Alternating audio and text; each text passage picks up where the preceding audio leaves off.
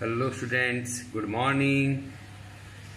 Today our new chapter Unit 7 Physiology and Injuries in Sports. 2 chapter को इसमें comment कर रखा है, चैप्टर 7 और चैप्टर 8. ओके, तो physiology and injuries in sports new chapter start.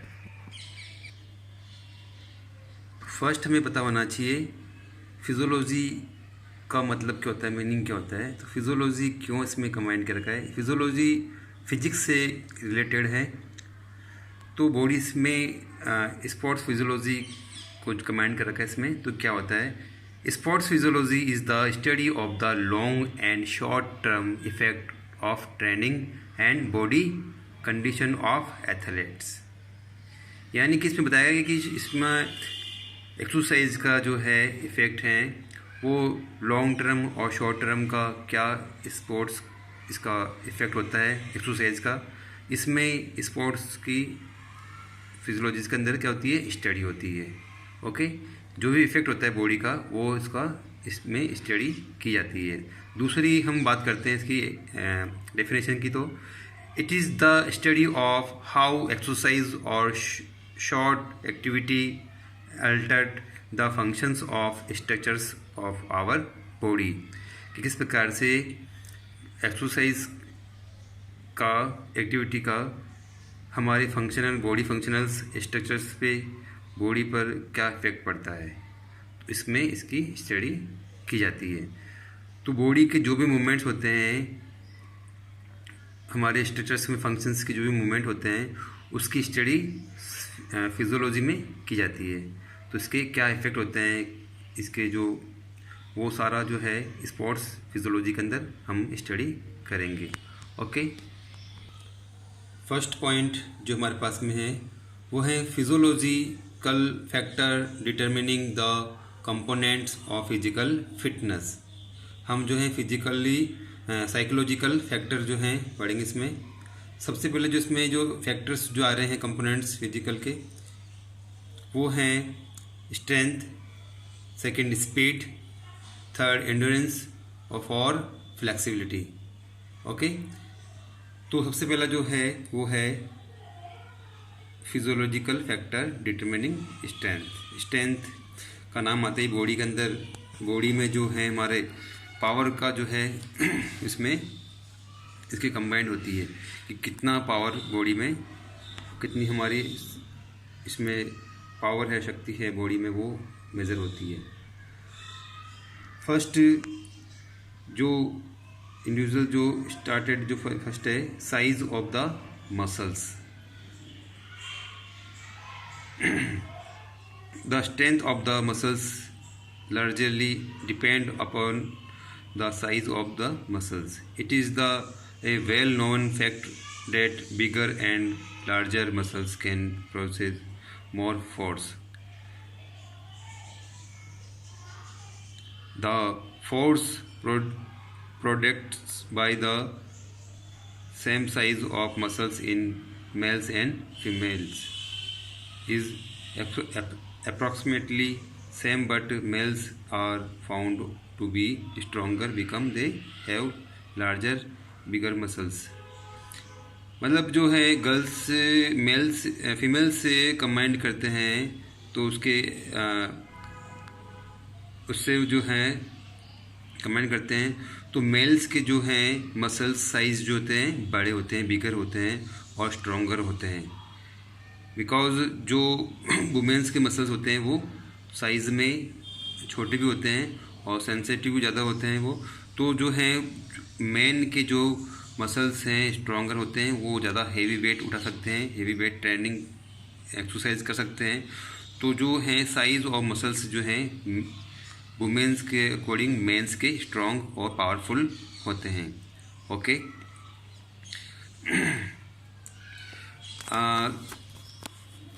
Second जो पॉइंट आता है बॉडी वेट. बॉडी वेट से हम आता है कि जो बॉडी में वेट के अकॉर्डिंग उतना ही पावर होता है जितना भी उसका बॉडी वेट होता है. Body weight, it is also as well known fact of that individuals who are heavier and are generally stronger than the individuals who are lighter. Then a positive characters between body weight and strength among international weightlifter.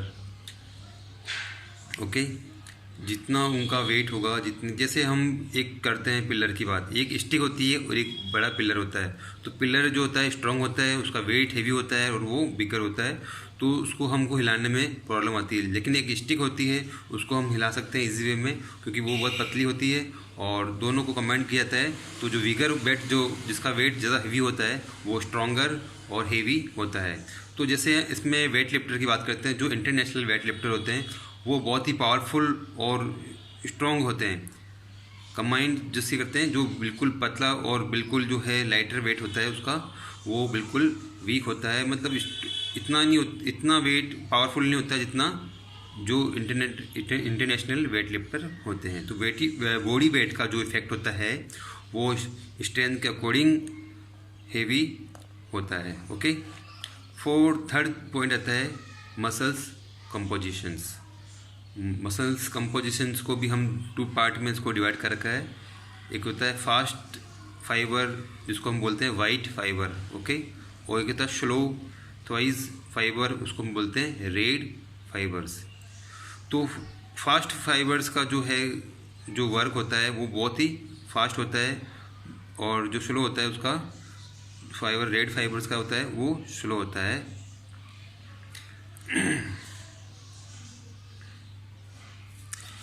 देखो, fast fibres का जो है,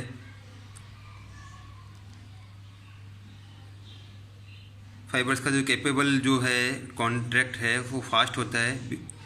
therefore they are can produce more forces. Force जो होता है उसका बहुत ज़्यादा फास्ट होता है। ओके, और जो स्लो ट्वाइस फाइबर होते हैं are not capable to of contracting faster एथ्रो। ओके, तो फास्ट फाइबर और स्लो फाइबर जो है, वाइट फाइबर और रेड फाइबर जो है, जो फास्ट वाइट फाइबर है वो उसका जो है कैपेसिटी, उसके जो वर्किंग पावर बहुत फास्ट होते हैं। ओके, तो मसल्स कंपोजिशंस का इसमें बड़ा रोल होता है स्ट्रेंथ के अंदर। फोर्थ जो पॉइंट आता है density of the nervous impulse जो है, muscles is compose of A number of motor unit. The total force of the muscles depend on the number of contracting motor unit.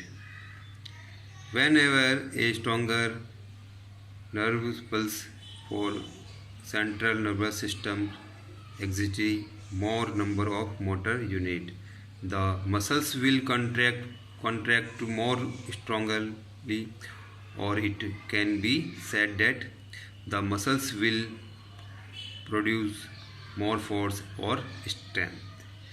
So the intensity of the nerve impulse also determines of the amount of strength. Okay, density जो power होती है उसकी nervous systems में strength और power को develop करती है। Okay, second point आता है स्पीड। फिजियोलॉजी फैक्टर्स में आती है speed. Speed is next component physical fitness which determine following. First है mobility of the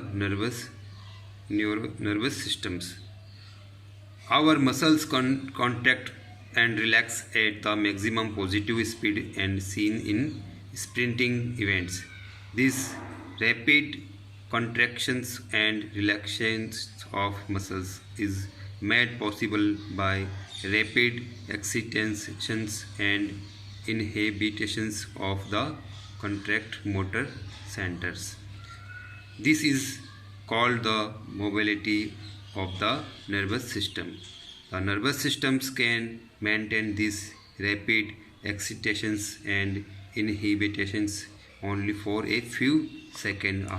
After this, the excitations spreads of the neighboring center causing tensions in the entirety body.